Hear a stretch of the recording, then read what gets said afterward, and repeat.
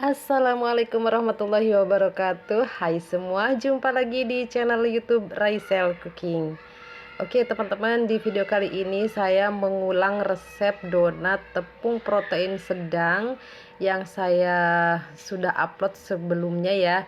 Nah, tapi untuk di video kali ini saya tidak tutorial dari awal ya, hanya saya tunjukkan ke teman-teman ya hasil akhirnya, dan ini memang hasilnya tuh sama ya teman-teman, asal resep dan bahan-bahannya juga sama. Kemudian untuk cara pembuatannya pun sama dari video sebelumnya ya. Nah, ini hasilnya tuh donatnya empuk, lembut, dan ini tuh tidak padat yang gimana gitu ya. Jadi ini tuh ringan ya teman-teman, padahal menggunakan tepung protein sedang. Nah, karena saya penasaran ya apa hasilnya akan sama atau tidak, jadi saya mengulang resep yang sama sebelumnya, dan hasilnya ini tuh benar-benar menakjubkan ya teman-teman.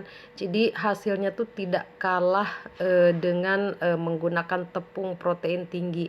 Nah, ini setelah saya proofing. Kalau untuk waktu proofing memang tidak bisa sama ya. Jadi itu tergantung suhu udara di tempat masing-masing ya, dan tentunya tergantung dari karakter adonannya sendiri. Nah, untuk tips-tipsnya atau mungkin rahasia-rahasianya sudah saya bocorkan ya di video sebelumnya ya teman-teman. Jadi ya menurut saya itu caranya seperti itu ya teman-teman, untuk mendapatkan hasil donat yang mirip dengan tepung protein tinggi.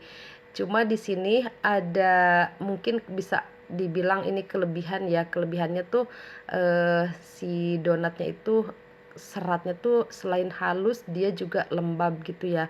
Jadi kelihatannya tuh seperti basah gitu ya. Maksudnya tuh lembab gitu ya teman-teman, bukan basah berair ya.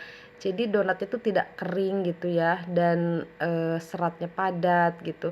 Asal kita cara pembuatannya itu dilakukan dengan baik ya.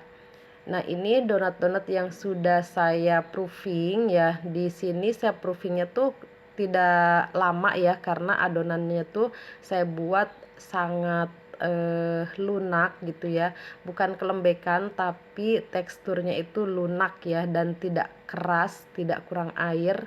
Jadi kuncinya supaya proofing adonan itu tidak terlalu lama ya, jadi harus agak lunak gitu ya adonannya. Jadi waktu proofingnya tuh cepat teman-teman, jadi tidak lama-lama ya. Cuma kita harus cepat-cepat juga ya dalam mengerjakan proses seperti pencetakan gitu ya. Nah, itu karena ini adonannya tuh cepat mengembang. Nah, buat teman-teman kalau mau tahu caranya dan resepnya, silahkan cek video saya sebelumnya ya. Bisa lihat di situ di kolom deskripsi ada resepnya. Kemudian juga bisa lihat videonya ya untuk tutorial pembuatan donatnya ya. Dan mungkin teman-teman bisa lebih bagus lagi hasilnya daripada yang saya buat ya.